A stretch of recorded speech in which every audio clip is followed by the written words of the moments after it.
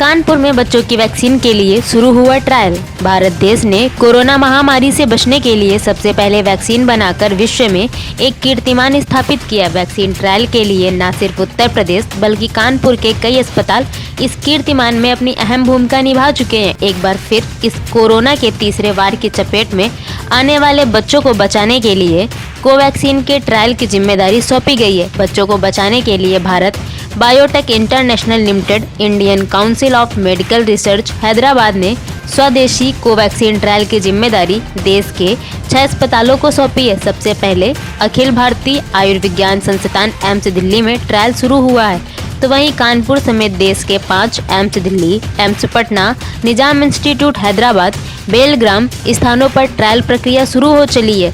इसमें कानपुर के आर्यनगर स्थित प्रखर हॉस्पिटल ने भी मंगलवार को 50 में से 15 बच्चे वॉलंटियर को वैक्सीन की पहली डोज दी है। देखिए, बच्चों का जो ट्रायल है वो ICMR ने दिया है हमको, Indian council of medical research ने, और ये भारत बायोटेक की वैक्सीन है कोवैक्सीन, और इसका स्ट्रेन जो है वो national institute of virology Pune ने लिया था। ये कोवैक्सीन जो है ना बड़ों में लगाई जा रही है, उसकी मान्यता प्राप्त है और इस समय भारत के अंदर सभी जगह लग रही है।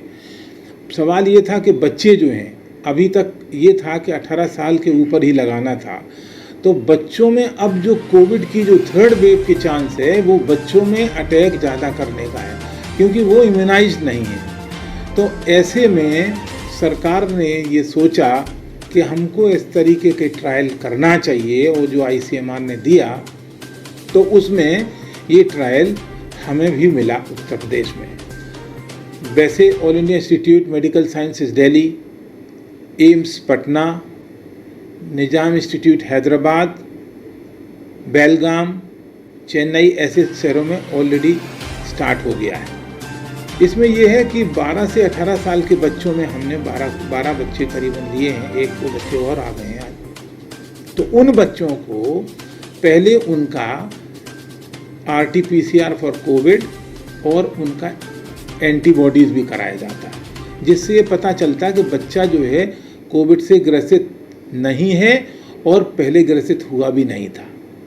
इसके बाद उस बच्चे को कोवैक्सीन का इंजेक्शन दिया जाएगा, और वो इंजेक्शन फिर 28 दिनों के बाद दोबारा बुलाया जाता है। तो उसमें देखेंगे कि एंटीबॉडीज़ कितनी बनी, और इन्हीं एंटीबॉडीज़ के आधार पर उनकी विजिट 1, 2, 3, 4, 5 तक होंगी, जिससे ये देखा जाएगा कि इंक्रीमेंटल एंटीबॉडीज़ बच्चों